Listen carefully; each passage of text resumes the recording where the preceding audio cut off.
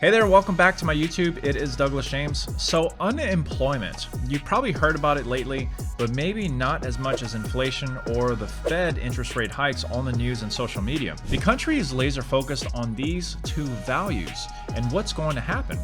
Will the Fed cool the economy too much and cause a recession?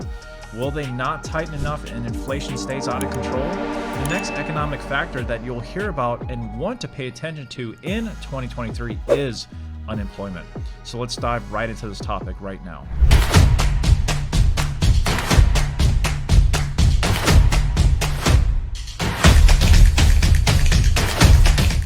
So the 2023 market anomalies. So what is going on in the market? Well, we have a unique, never before seen market anomaly brewing amongst us. And there are 6 distinct factors that have impacted the economy to where it is effectively unpredictable. These factors are, number 1, an unprecedented 128-month continuous economic expansion from 2009 until 2020 that is entirely halted by, number 2, the global pandemic. Normal operations were paralyzed, causing businesses to struggle and contributing to supply chain issues, and as a result, number 3, trillions of dollars were infused into the economy. A large majority of all current US dollars in circulation have been added since the pandemic inception, causing skyrocketing inflation that has led to, number 4, the Fed raising interest rates starting in 2022 multiple times and continuing to do so in 2023. Number 5, the Great Resignation is also a result of the pandemic that started in 2021. Inflation has caused cost of living to explode and wages remain stagnant. So people were motivated to demand higher pay and resign from jobs that were not paying enough, resulting in labor shortages in some industries. Number 6, the population movement began at the height of the pandemic as tensions grew economically and politically. People moved from states like California and New York to states like Texas and Florida as remote working, cost of living, politics, and COVID influenced moving decisions. All of these factors combined make it extremely challenging for economists to apply established analytical methods and data in order to predict the economy's future direction in 2023. Now, some of these factors have influenced or continue to influence unemployment, which is why you shouldn't be surprised that unemployment may be the next economic crisis that you will hear or read about. So let's go through some background about unemployment, starting with types of unemployment. There are 4 main categories of causes for unemployment, and they are, number 1, frictional. This is when people are making a job transition, like, for example, moving to another state. These job lapses only last around 30 to 90 days and do not affect the economy.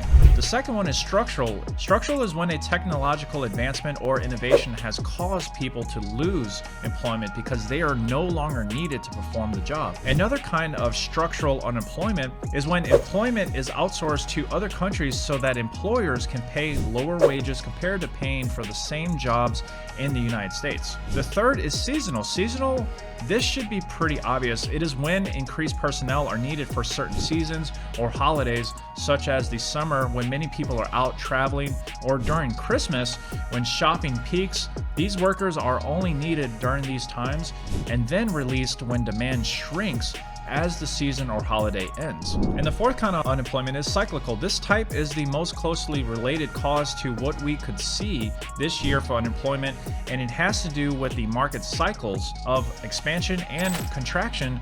People will lose jobs when the market contracts in a recession. Now that we've covered the various types of causes of unemployment, let's get into the distinct ways unemployment is measured. So there are 6 ways that the Bureau of Labor Statistics measures unemployment, and they are all measured as a percentage of the civil labor force. Let's start with number 1, UTAC-1. This is a measurement of the unemployment people for 15 weeks or longer. The second is UTAC-2, is people who have completed temporary work or recently lost a job. The third is UTAC-3. It's the official unemployment rate of the total unemployed that everyone tracks, and we'll cover this one in detail in just a moment. And the fourth, UTAC-4, is UTAC-3 plus discouraged workers that have given up on looking for work due to thinking that there are no jobs available. And the fifth, UTAC 5 is UTAC 3 plus UTAC 4 plus people that are marginally attached to the labor force, meaning that they would like to work but have not looked recently. And the 6, so it's UTAC 6. So this one is UTAC 3 plus 4 and 5 plus part-time or underemployed people that want to work full-time but cannot due to economic reasons. So if you've ever seen these different values and noticed that, for example, UTAC 3 is 3.4% and UTAC 5 is something different, this puts into perspective why that is the case. Now let's dive deeper into this. U3 unemployment rates. So like I said, U3 is the rate that is highly regarded by analysis and the general public as a significant indicator of economic impact. This data has been historically tracked for decades since the 1950s, and periods of high joblessness have been recorded from the Great Depression of the 1930s to the Great Recession of 2008, and to, of course, the global COVID pandemic. Data from early as the 1920s has been able to be predicted in order to know that the highest unemployment rates happened in the 1930s, while the lowest rates were during and immediately after World War II. The U3 unemployment rate is released monthly as a percentage by the Bureau of Labor Statistics, and the formula is determined by two different surveys. The first one is the Establishment Report. This survey asks a random sample of employers how many people are on their payrolls. The second is the Current Population Survey of CPS, where approximately 60,000 households are asked if they're working or looking for work. So they conduct these surveys, and then a formula can be calculated to determine the unemployment rate. The formula is the number of unemployed divided by the total labor force times 100%. Now that we've delved into the mathematics behind the unemployment rate, let's put all of this together to where it makes sense. We are now going to talk about the Phillips curve. This metric represents an inverse relationship between inflation and employment. So when inflation is high, unemployment is usually low. And when inflation is low, unemployment tends to be higher. Let's get back to what the Fed has been up to. The Fed has been increasing interest rates since last year to tame inflation. So according to the Phillips curve, if inflation is going down, then unemployment is expected to increase. But again, with the market anomaly we talked about earlier, there's extreme uncertainty. Now, we have had times of high values of all these metrics. For instance, in the 1970s and in the 1990s, these metrics were simultaneously low. The climate today is, like I said, highly unique, and the pandemic was a major contributor. If trends follow the Phillips curve, you'll hear about unemployment hitting 5% or higher. Since the current value is about as good as it can get, and it's not probable that it can get much lower. Here's my takeaway. So now that we have covered all of this data, what does this mean to you? Well, it depends on if you are an employee, what field you're in, if you are an employer or an entrepreneur.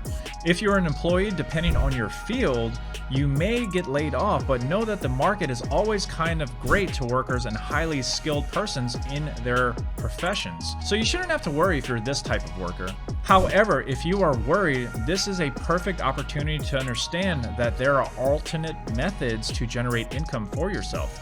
And that starts with entrepreneurship and building your own business. Employers and entrepreneurs are going to do well, since it is an exceptional opportunity to recruit impressive and talented workers that are laid off, usually for financial reasons. So pay attention to unemployment over the next year, particularly Q3, Q4, and into next year. And that covers what we know about unemployment and the potential crisis you'll want to keep an eye out for this year.